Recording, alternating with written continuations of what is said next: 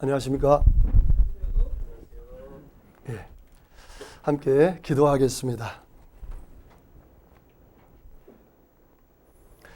우주와 그 가운데 있는 만유를 창조하신 살아계신 하나님 아버지, 세상의 바쁜 나날 속에 눈에 보이지 않는 하나님을 알 수 없는 터에 하나님께서 친히 인생들의 발걸음을 하나님의 말씀 앞으로 불러주시고 말씀을 통해서 살아계신 하나님을 발견하며 하나님께서 인생들에게 두신 그 마음의 소원을 알게 하시고 하나님이 준비하신 영원한 천국에 들어갈 수 있는 길을 알게 하심을 감사를 드립니다.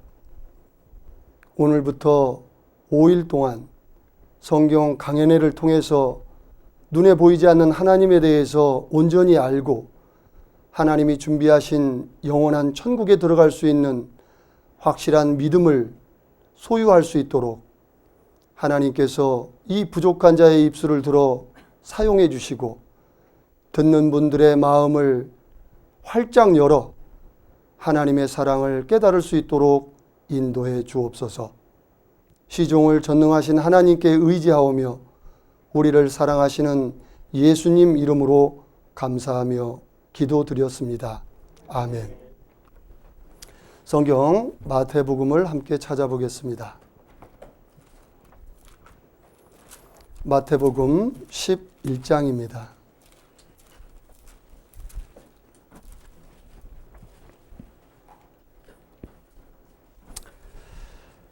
마태복음 11장 28절로 30절 말씀입니다. 찾으셨으면 함께 읽어보도록 하겠습니다. 수고하고 무거운 짐진 자들아 다 내게로 오라. 내가 너희를 쉬게 하리라. 나는 마음이 온유하고 겸손하니 나의 멍에를 메고 내게 배우라. 그러면 너희 마음이 쉼을 얻으리니 이는 내 멍에는 쉽고 내 짐은 가벼움이라 하시니라. 예. 오늘 이 자리에 참석해 주신 모든 분들 하나님이 이름으로 참으로 환영합니다. 오늘이라는 하루 동안에 정말 바쁜 시간들을 보내시고 또 이 저녁 시간에 함께 말씀 앞에 자리해 주신 여러분께 정말 감사를 드립니다. 저는 오늘부터 5일 동안 여러분과 함께 하나님의 말씀인 성경을 같이 한번 생각해보고 인생으로서 참으로 알 수 없는 인생의 답을 찾기 위해서 성경 강해를 시작합니다. 서두에 읽었던 말씀을 요약하면 이렇습니다.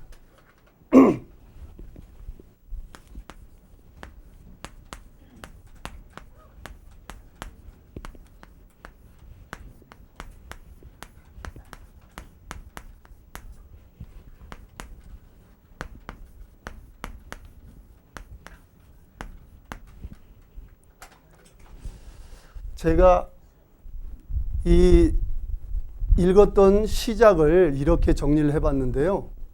하나님의 선물, 행복이라고 적어봤습니다. 여러분, 행복하십니까? 사람은 태어나서 죽는 순간까지도 사실 행복이 무엇인지 모르고 살아가는 사람도 많이 있습니다. 저 역시도 이 땅에 태어나서 열심히 살고 열심히 노력하면 잘 살고 멋있게 인생을 살 줄 알았습니다. 또한 어려서부터 나이 드신 분들을 만나면 할아버지, 할머니, 인생이 뭡니까? 어떻게 하면 인생을 잘 살 수 있습니까? 그런데 저에게 해주신 대답들은 한결같이 열심히 살아라. 게으르지 말아라. 그래서 저는 열심히만 살면 잘 살 수 있는 거로구나. 그리고 아침에 눈을 떠면서부터 잠자기 전까지 열심히만 살았습니다. 그런데 제가 그 열심히 사는 중간에 이 성경을 배우게 됐습니다. 그런데 성경을 배우고 나서 이제 눈이 뜨이고 나서 그 답을 알았어요. 그 뭐와 같냐면 어떤 사람에게 제가 길을 물어봤습니다. 제가 이 동네를 잘 모르는데요. 길을 모르면 어떻습니까? 그 동네 꼬마한테라도 물어봐야죠. 제가 나이 먹었다고 나이 어린 꼬마라고 무시할 수가 없잖아요. 왜? 그 꼬마는 그 동네에서 태어나서 그 동네 길을 잘 알아요. 그러면 물어봐야 되잖아요. 그런데 내가 그거 나이 많이 먹었다고 창피해서 못 물어보는 사람은요, 그건 지혜로운 사람이 아니잖아요. 근데 마치 길을 몰라서 물어보는데 이 사람이 이렇게 대답해 주는 거예요. 아, 거기요? 열심히 가세요. 쭉 가세요. 그러는 거예요. 여러분, 인생의 답을 물어보는데 열심히 가면 답이 나오나요? 저는 그렇게 알고 살았던 거예요. 마치 인생을 안대를 끼고 전속력으로 달리면 어떻게 될까요? 전보산대에 부딪히든가 실족해서 넘어지든가 코뼈가 부러지든가 하겠죠. 인생은 그런 게 아니더라는 거예요. 마치 이와 같죠. 시장에 5일장을 갔는데요. 닭 파는 아저씨가 있었어요. 닭을 팔고 있는데 케이지 닭장에 닭이 한 20마리가 갇혀 있어요. 손님이 왔습니다. 쭉 보는 거예요. 어떤 놈이 토실토실하고 살이 쪘을까 하고 손님이 딱 찍었어요. 주인 아저씨, 이놈 주세요. 그러면 그 닭 그날이 제삿날이잖아요. 그런데 그 닭장 안에서 닭들끼리 싸웁니다. 야, 이놈아, 내가 대장이지. 날개를 봐라. 내가 제일 크잖니. 꼼짝마. 먹을 건 다 내 거야. 그 안에서 자기가 대장 노릇을 했지만 손님이 와서 딱 찍는 그날 그 닭은 제삿날이 되는 거예요. 하나님께서도 성경에 말씀하시기를 대저 사람은 자기의 시기를 알지 못하나니 물고기가 재앙의 그물에 걸리고 새가 올무에 걸림같이 인생도 재앙의 날에 호련히 임하면 덜컥 거기 걸리느니라 라고 하나님께서 말씀하시는 거예요. 사람이 이 땅에 있는 동안에 내가 잘났다, 네가 잘났다, 내가 부자다, 너는 가난하다, 나는 많이 배웠다, 너는 못 배웠다 가지고 싸울지 몰라도 재앙의 날이 호련히 임하면 덜컥 거기 걸리고 그날이 곧 제삿날이 된다, 그런 얘기입니다. 제가 오늘 이 하나님의 선물 행복이라고 말씀드리는 것은 사람들이 행복하기 위해서 아침부터 저녁까지 수고의 땀방울을 흘리지만 참으로 정작 행복이 뭔지 모른다는 거예요. 왜 제가 이걸 자신 있게 말씀드리냐면요. 얼마 전에 모 씨가 행복 전도사라고 신문에 대문짝만하게 나왔어요. 그리고 매스컴을 통해서 알만한 사람들은 다 압니다. 여자분인데 그분이 행복 전도사라고 애칭까지 붙을 정도로 행복을 노래하고 다녔던 분입니다. 근데 그분이 결말이 어떻게 됐느냐? 자살해버렸다 이거예요. 놀랍잖아요? 행복이 무엇라고 외치고 다니던 그 사람이 자살을 해버렸어요. 행복해요. 아, 난 행복합니다. 난 참 행복합니다. 그러더니 자살을 했더라 이거예요. 여러분, 여러분에게 행복전도사라고 여러분에게 행복이 무엇인지를 아무리 목에 핏대를 세우고 얘기해도 정작 그 행복이 여러분의 것이 아니고 무엇이 행복인지 모른다면 여러분은 지금 무엇을 위해서 하루 종일 애쓰고 땀을 흘렸습니까? 성경에는 다 헛되어 바람을 잡으려는 것이로다. 여러분 잡을 듯 했는데 펴보십시오. 뭐가 잡혔습니까? 마치 인생이 이런 바람을 잡는 삶과 같이 행복이 무엇인지도 모르면서 행복을 쫓아 하루 종일 고생하고 산다, 그런 얘기예요. 그래서 저는 오늘 성경 강연을 통해서 여러분에게 하나님이 사람들에게 주시고자 하는 선물은 공짜입니다. 거저 주시는 겁니다. 누구든지 받기만 한다면 이 선물을 다 받을 수 있는 겁니다. 문제는 받고자 하는 마음이 없기 때문에 받지 못하는 선물이죠. 그래서 이 선물을 받는데 예수님께서 지금 초청을 하셨어요. 누구를 초청하셨냐면 지금 읽은 말씀을 보면 수고하고 무거운 짐진 자들아, 이렇게 초청 대상을 정해놨습니다. 누구든지 다 와서 이 선물을 받으라 하면 좋을 텐데요. 그렇게 하셨지만 사실은 사람이 그 마음을 열지 않습니다. 그래서 어떤 사람을 초청했냐면 수고하고 무거운 짐진 자들아,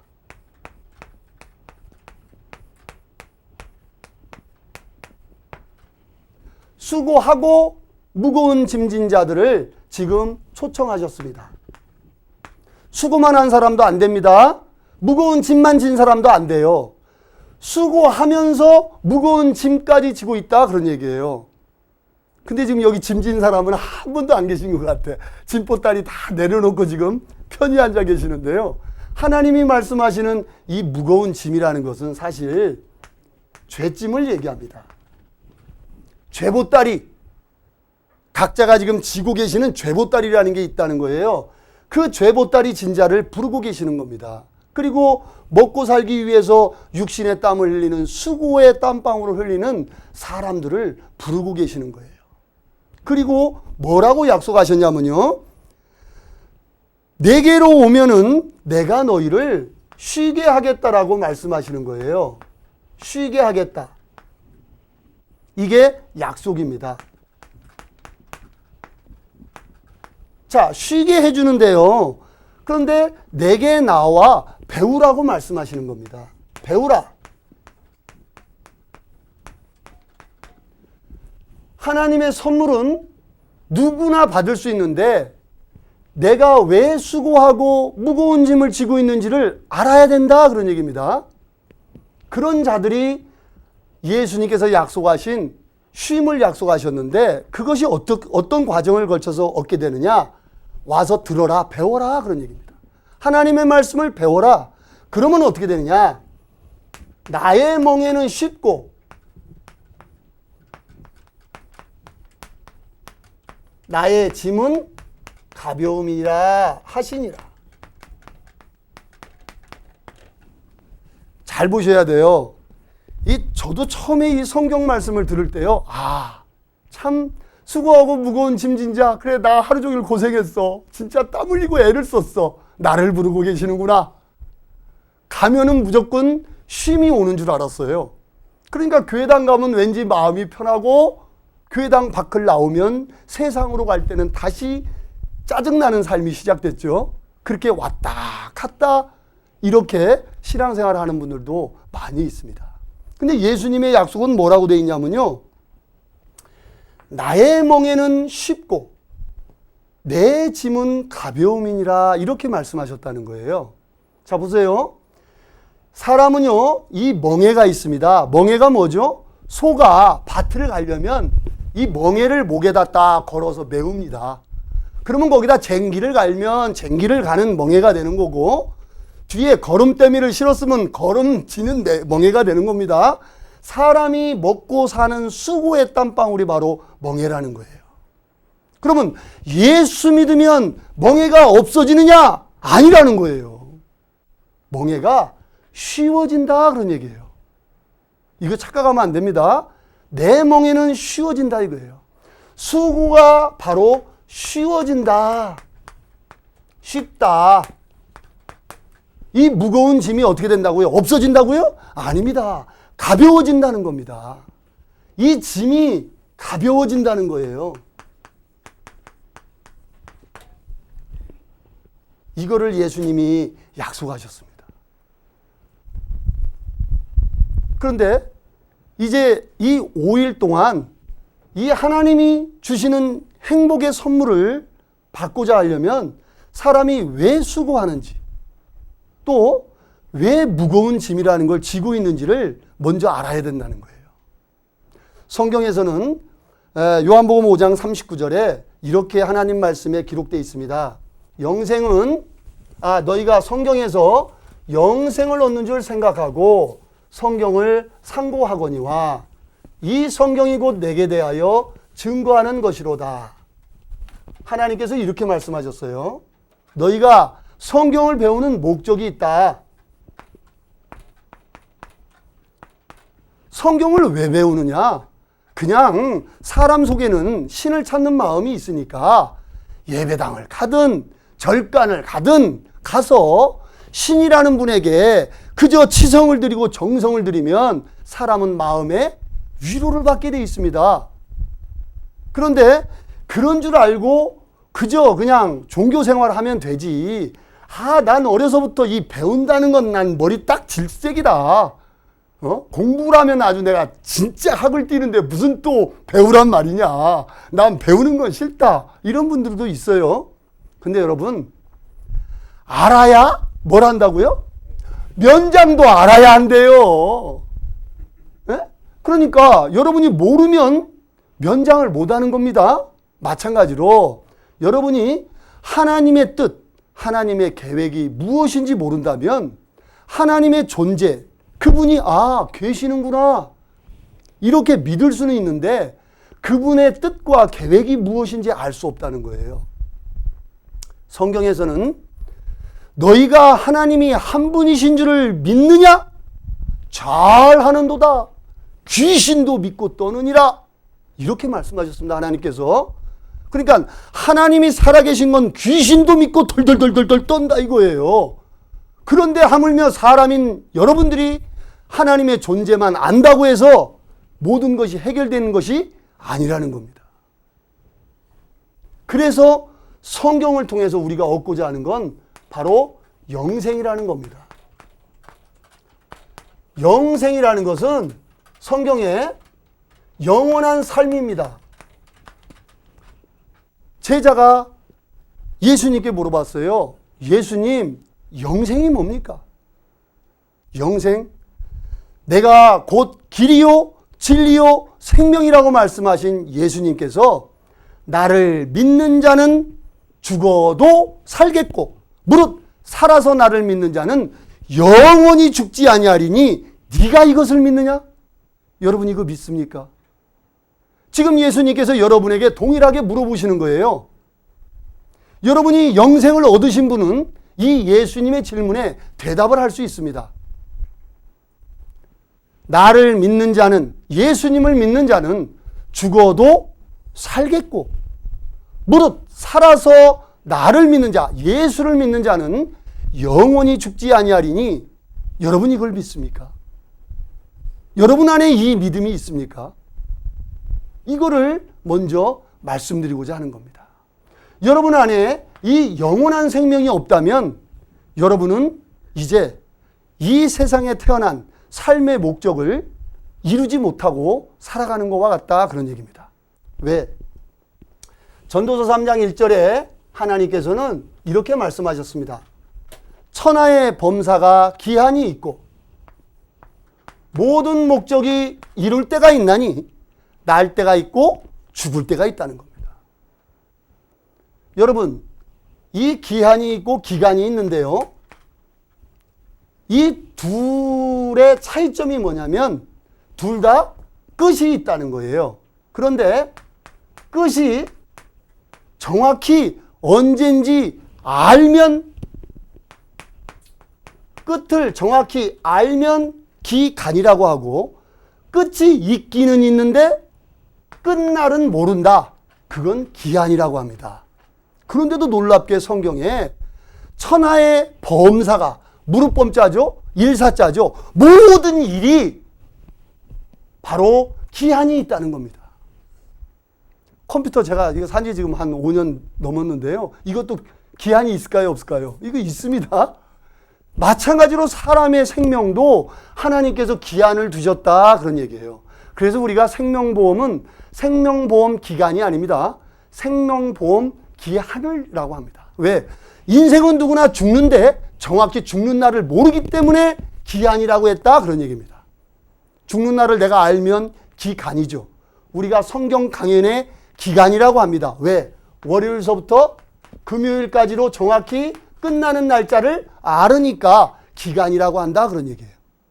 근데 하나님께서 천하의 범사가 기한이 있고 모든 목적이 이룰 때가 있나니 하나님께서 사람 한 사람에 기한을 정했다, 그런 얘기예요. 날 때가 있으면 죽을 때가 있는 것처럼 내가 몰라서 그렇지 하나님은 이미 정해놓으셨다, 그런 얘기예요. 너희는 내일 일을 자랑하지 말라. 오늘 하루 동안에 무슨 일이 날는지 내가 알 수 없음이니라.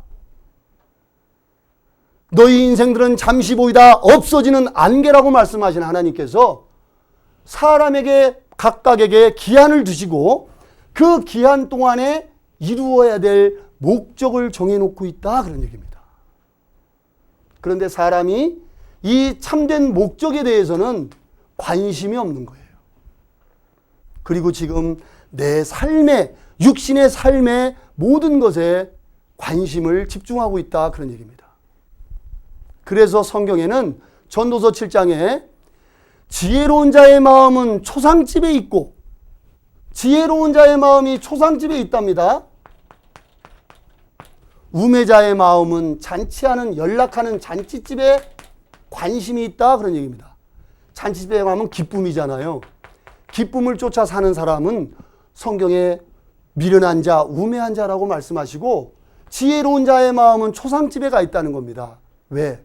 초상집에 가면 사람은요, 어제까지만 해도 나하고 같이 신나게 얘기하고 펄펄 살아 움직이던 친구가 오늘 지금 싸늘하게 주검이 돼서 누워있는 걸 보는 순간 사람은 아하, 내가 영원히 살 수 없음을 생각하게 되고, 내가 정말 이 땅에 살아가는 목적이 무엇인지, 무엇 때문에 사는지 다시 한번 자기 자신을 돌이켜보기 때문에 이 지혜로운 자의 마음은 초상집에 있다, 그런 얘기입니다.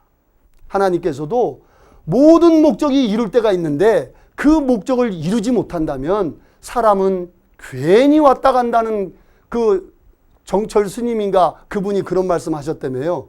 괜히 왔다 간다. 목적 없이 왔다가 목적 없이 갔다는 거예요. 여러분은 이 땅에 왜 오셨습니까? 그리고 무엇을 위해 살아가십니까? 그리고 언제 가실 겁니까? 사람이 죽었다 하는데 돌아가셨다 그러잖아요. 돌아가셨다라는 것이 무슨 의미입니까?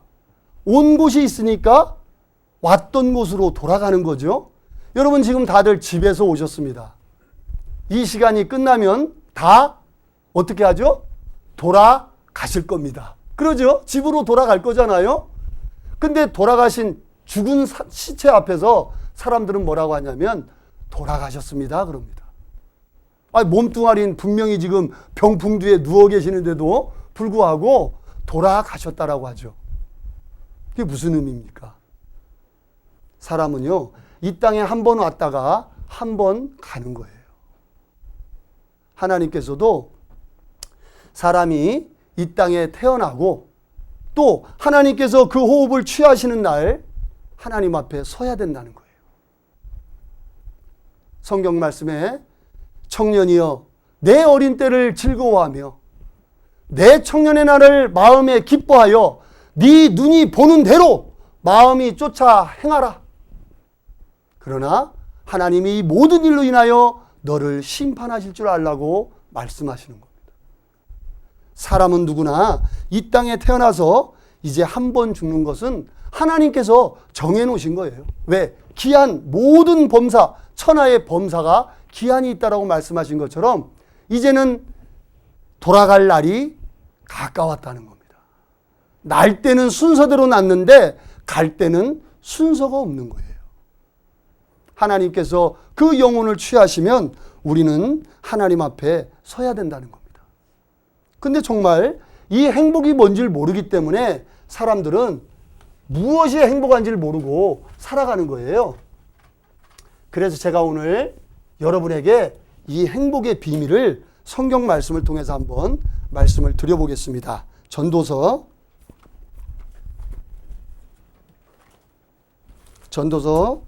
3장입니다.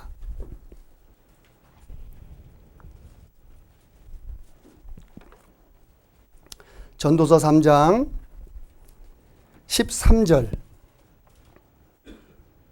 같이 한번 읽어보겠습니다. 사람마다 먹고 마시는 것과 수고함으로 낙을 누리는 것이 하나님의 선물인 줄을 또한 알았도다. 자, 보십시오. 하나님의 선물이 있는데 여기 첫 번째 먹고 마신다. 먹고 마시는 낙. 이 낙이라는 게 한문으로 쓰면은 이 즐거움을 낙자입니다. 먹고 마시면서 즐거워하는 거예요. 이것을 행복이라고 생각하는 사람들이 있죠? 이것을 행복이라고 생각하는 사람이 있어요. 배고파 죽겠는데 3일 굶었는데 오늘 먹을 걸 배 터지게 먹었어. 난 행복하다. 배를 두드리면서. 근데 그 행복이 몇 분짜리 행복이냐? 몇 시간 지나가면 쪼르르 아이고 배고파. 나 불행해. 금방 행복했다. 금방 불행했다. 하루에도 12번도 더 변하네. 그건 행복이 아니라는 겁니다. 이거는 하나님이 주신 또 하나의 선물이다. 그런 얘기예요. 먹고 마시는 즐거움이 하나님이 주시는 선물이다. 두 번째 선물은 뭐냐? 수고하여 얻는 낙이라고 되어 있습니다. 그렇죠? 수고함으로 낙을 누리는 것. 수고하는 낙. 수고해서 얻는 낙이 있다는 겁니다. 이것도 또 하나의 선물이라는 거예요. 여러분 잘 생각해 보세요. 수고하면서 낙을 누린다는 의미가 뭐냐? 내가 1억을 벌어야 돼. 내가 1억을 목표로 돈을 모으기 시작했습니다. 악착같이 모았습니다. 먹고 싶은 거 안 먹고 쓰고 싶은 거 안 쓰고 악착같이 1억을 모았어요. 통장에 100000000 1억. 우와, 나는 행복합니다. 이게 뭐냐? 성취함이다. 그런 얘기죠. 이거는 성취해서 얻어지는 만족이다. 그런 얘기입니다. 이게 바로 사람의 혼의 영역에서 느끼는 만족. 그러니까 이 만족이라는 걸 잘 알아야 돼요. 이거는 육신이 얻는 만족입니다. 이 몸뚱아리는요, 먹고 마시는 것만 딱 제때제때 공급해 주면요, 육신은 불만한 게 없는 거예요. 불만족이라는 게 없는 거예요. 그러면 먹을 거 있고 자식 있고 집 있고 다 있는데도 왜 이 속에 뻥 뚫린 구멍이 있느냐 그런 얘기예요. 그게 뭐냐? 혼의 영역이 안 채워져서 그렇다 그런 얘기입니다. 그 혼의 영역은 뭐냐? 수고함으로 얻는 낙이다. 이게 바로 성취욕이랍니다. 성취욕. 이것은 혼의 영역에서 원하는 욕구 중에 하나다 그런 얘기입니다. 그런데 먹고 마시는 낙도, 수고함으로 얻는 낙도 하나님의 선물인데 그 중에 제일인 선물이 있더라. 그것이 뭐냐? 전도서 2장 24절입니다. 24절 같이 한번 읽어보겠습니다. 사람이 먹고 마시며 수고하는 가운데서 심령으로 낙을 누리게 하는 것보다 나은 것이 없나니 내가 이것도 본즉 하나님의 손에서 나는 것이로다. 자, 이게 너무 놀랍잖아요, 여러분. 이게 제일 중요하다는 거예요. 이거보다 나은 것이 없나니 이것이 최고라는 겁니다. 그게 뭐냐? 심령의 낙이라는 거예요.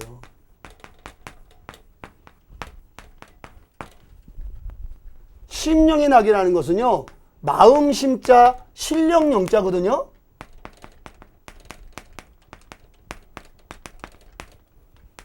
심령의 낙입니다. 마음 속에 영이 있는데 그 영이 만족을 느낄 때 이거야말로 최고의 선물이다. 하나님이 주시는 선물이 있는데 육신이 느끼는 만족, 혼이 느끼는 만족, 영이 느끼는 만족이 있다. 그런 얘기입니다.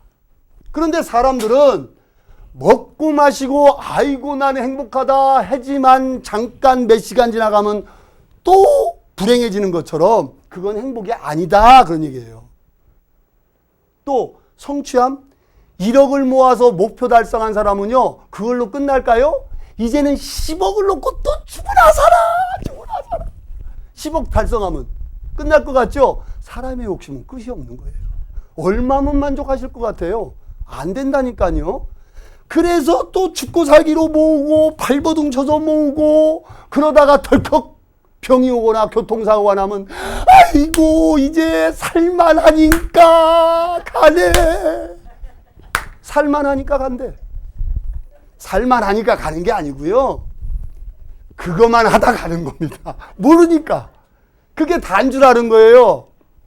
근데 하나님은 뭐라고 하시느냐. 사람이 수고하며 근심하는 이 해 아래서 수고하고 근심하는 가운데 심령으로 낙을 누리게 하는 것보다 나은 것이 없나니 이것이 하나님의 손에 있더라, 이런 얘기예요. 이게 중요한 거예요. 이게 내 손에 있다면 문제는 다릅니다.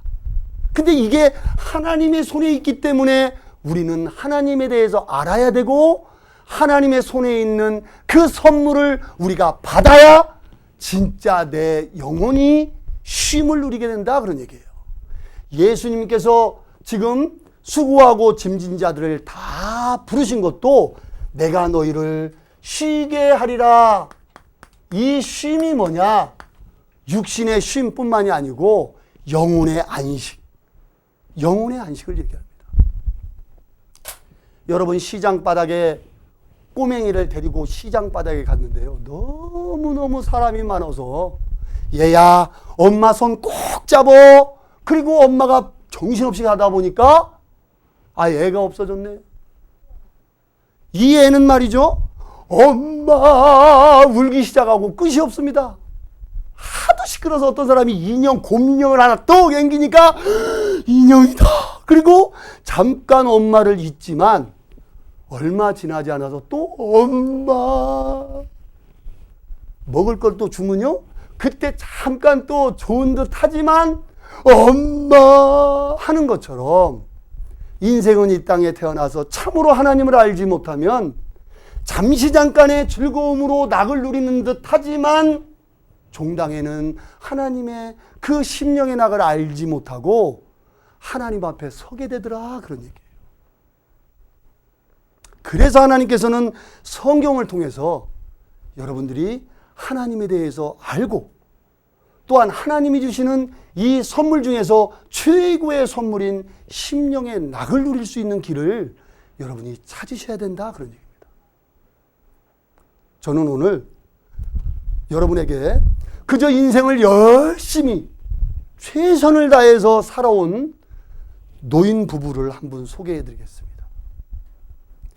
누가 이 노인 부부를 이런 극적인 죽음에 이르게 했는지 한번 깊게 생각해 보시기 바랍니다. 인생은요, 내가 인생을 멋지고 재밌게 살고 싶다 그래서 사라지는 것이 아니라는 겁니다.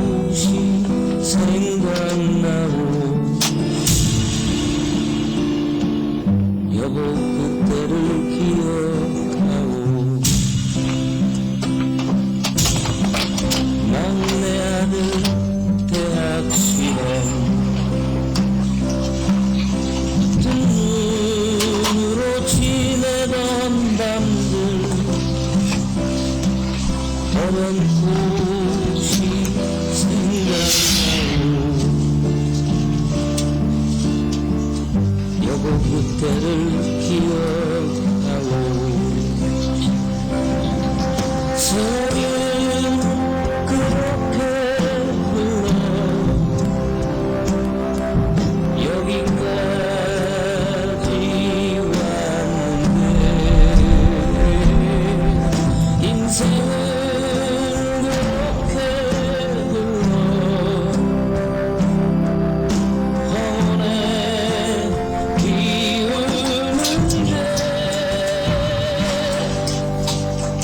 눈가라이 결혼식날 흘리던 눈물방울이 이제는 모두 말라 여보 그 눈물을 기억하고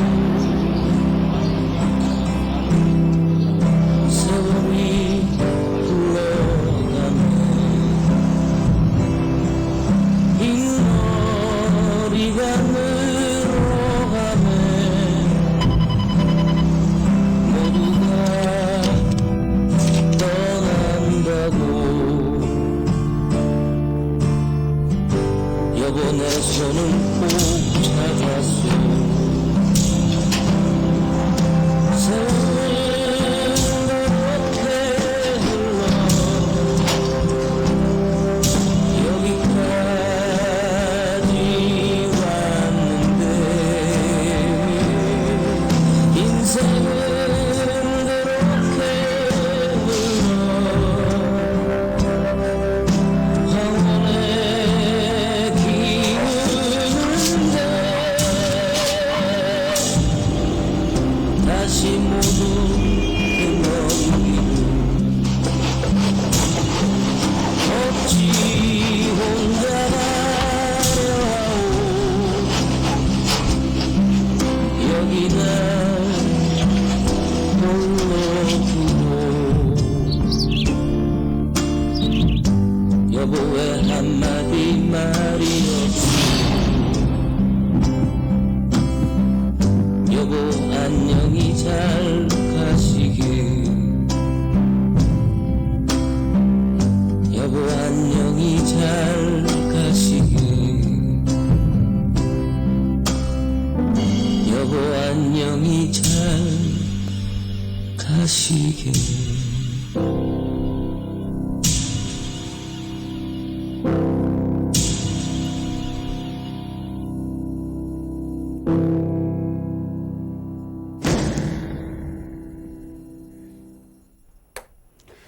예, 저는 이 장면을 볼 때마다요, 제 심금이 울더라고요.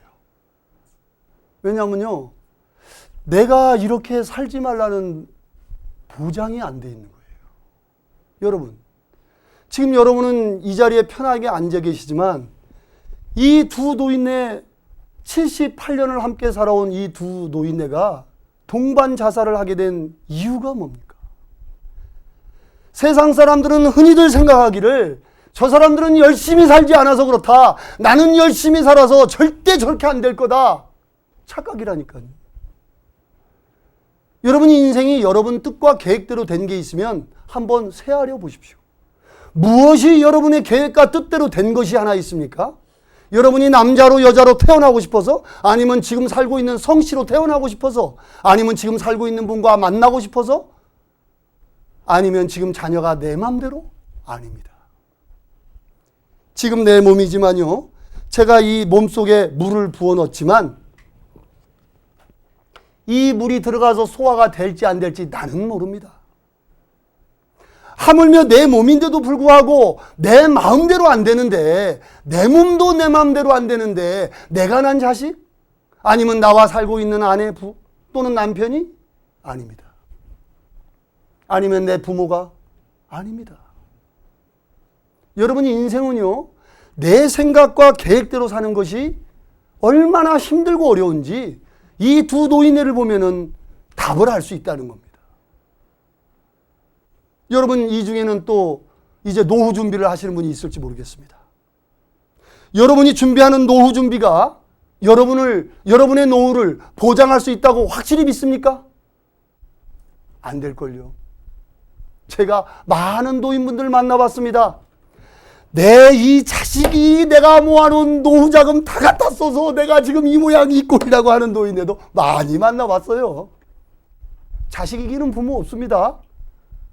나이 먹어서 좀 쓰려고 모아놓은 거 자식이 홀랑 다 말아먹는 집도 많아요. 이게 자기 뜻대로 안 된다니까요. 얼마 모으면, 얼마 준비하면 여러분의 노후를 보장받을 수 있습니까? 재무설계사가 뽑아준다 그래서 그것이 여러분의 노후를 보장합니까? 절대 그렇지 않습니다. 하나님께서 말씀하시는 거예요.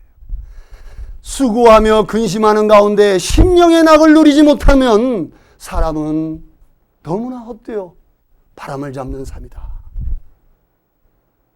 그래서 하나님께서는요, 평안을 너희에게 끼치노니 곧 나의 평안을 너희에게 주노라. 내가 너희에게 주는 것은 세상이 주는 것 같지 아니하니라. 시편 4편에는요, 주께서 내 마음에 두신 기쁨은 저희의 곡식과 포도주에 풍성할 때보다 더하니이다. 여러분, 이 세상에서 얻을 수 있는 거, 여러분이 그동안 여러분의 계획과 여러분의 뜻대로 지금까지 살아오셨잖아요. 하나님은 말씀하시는 거예요. 너무 어려운 길 간다. 인생을 너무 어렵게 산다. 이렇게 말씀하시는 거예요. 그러면 어떻게 인생을 쉽게 살 수 있느냐? 그래서 하나님을 믿으라는 겁니다. 여러분, 믿음이라는 게 얼마나 좋은지 아십니까? 제가 믿음에 대해서 한번 동영상을 하나 보여드릴게요. 이게 꼬마들의 믿음이긴 하지만요, 이게 의미해 주는 바가 상당히 크거든요. 이거 한번 보시겠습니다.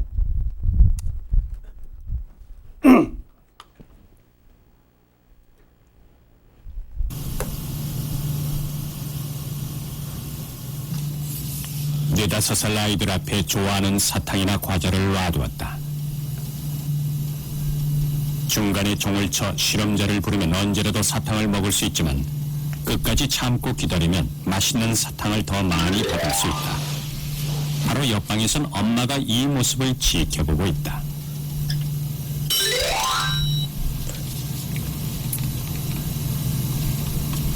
이것은 아이들이 충동을 얼마나 자제할 수 있는지 알아보는 실험이다. 더 많은 사탕을 받기 위해서는 눈앞의 유혹을 이겨내야 한다.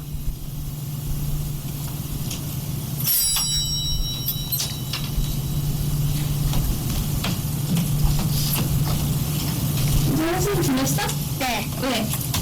왜요? 젤리 지금 먹고 싶어서? 네. 왜 젤리 보고 있으니까 먹고 싶어서 기다리기가 어려워? 네. 못하겠다. 기다리지 못하고 바로 종을 치는 아이도 있고,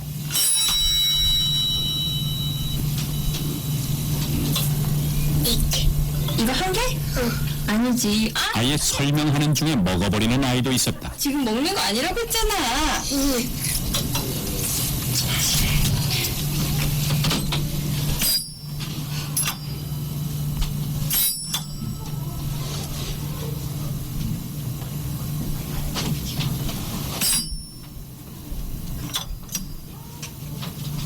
시원이 좀 쳤어?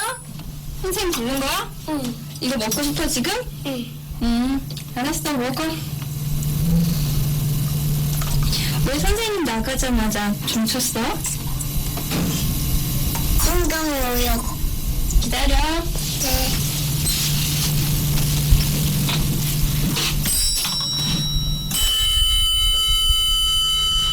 네다섯 살 아이들에게 눈앞의 사탕이나 과자를 먹지 않고 참는다는 것은 쉬운 일이 아니다.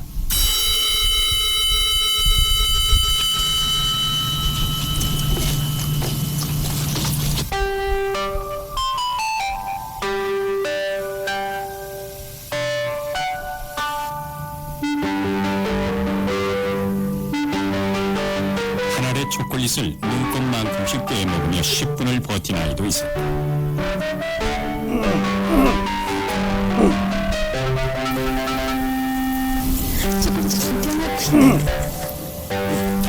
보상을 위해 당장의 유혹을 견디고 만족을 미루는 힘을 만족 지연 능력이라고 한다. 어린 시절 보여주는 만족 지연 능력은 이후의 사회성이나 학업에도 큰 영향을 미친다.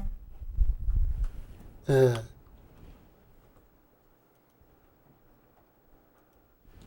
자, 믿음 있는 아이들 한번 보시겠습니다. 실제로 끝까지 종을 치지 않고 기다렸던 아이들은 모두 비슷한 행동을 보였다. 얼른 찍어. 얼른 찍어. 승태는 중얼중얼 혼잣말을 하고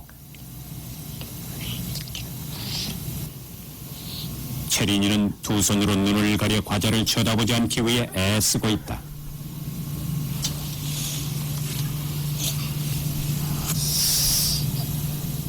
그런가 하면 성민이는 종에 비친 모습을 보며 장난을 치고 있다.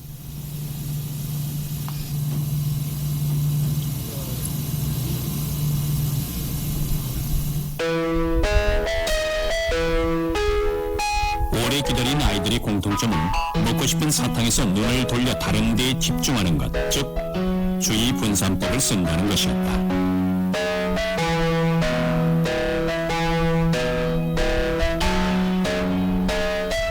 그런데 아이들마다 만족을 지연하는 능력에 차이가 나는 이유는 무엇일까? 연구에 의하면 선천적인 기질 차이 못지않게 중요한 요인이 바로 부모와의 관계다. 예. 마지막에 부모와의 믿음이라고 설명이 됐습니다. 여러분, 우리가 하나님에 대한 믿음이 이와 같습니다. 여러분 지금 어떤 믿음의 상태로 여러분 사십니까? 자기 자신을 지금 하나님 앞에 이 어린아이들의 유형으로 나는 지금 어떤 모습으로 하나님 앞에 살아갈까 한번 생각해 보십시오. 어떤 아이는 기다리지 못하고 바로 종을 누릅니다. 에이, 먹고 말아 그냥 눈에 보는 대로 그냥 지금 뭐 눈앞에 보이는 것도 바쁜데 뭐 보지 못하는 것 때문에 내가 지금 참어 에이 꽝 하고 먹습니다. 어떤 아이는 좋은 상을 받기 위해서 2배나 좋은 상을 받기 위해서 그걸 긁어 먹습니다. 그 먹은 거예요, 안 먹은 거예요? 참 어렵죠. 근데 믿음이 있는 아이들은요, 그것을 참아내고 있다는 겁니다. 이 믿음은 굉장히 중요하기 때문에 제가 여러분이 지금 하나님 앞에 어떤 믿음의 상태를 가지고 있는지를 한번 생각해 보시라는 의미에서 이 동영상을 보여드렸던 겁니다. 여러분, 여기 믿음이 있고 믿음에 대해서 우리가 생각하는데 여기 3사람이 있어요. 한 사람은 무신론자입니다. 신이 있기는 무슨 신이 있어. 신이 있다면 나와보라 그래. 내 주먹을 믿지. 아예 안 믿는 사람입니다. 그리고 여기 이제 다른 종교를 가진 종교인이 있습니다. 그리고 우리가 흔히 아는 목사님이 있어요. 여기 천국에 집이 있는데 이걸 건너가야 됩니다. 근데 여기 살얼음이 얼었어요. 살얼음은 밟으면 깨집니다. 그런데 무신론자는 믿긴 멀니다. 내 주먹 믿지. 건넙니다 그냥. 종교인은 나름대로 기도하고 건넙니다. 목사님이 기도합니다. 하나님 메시아입니다. 나는 메시아입니다. 어떻게 됐을까요? 빠집니다. 아무리 믿음이 좋아도 빠지는 거예요. 근데 이 종교 생활을 조금 하신 분들은 뭐라고 대답하느냐? 하나님의 기적이 임하기 때문에 건널 걸 믿습니다. 그런데 얼음이 살얼음이라니까요.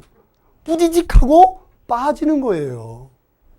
우리가 이 믿음에 대해서 오해하는 경향이 있는데 이 살얼음이라는 것은 믿음보다도 더 중요한 사실입니다.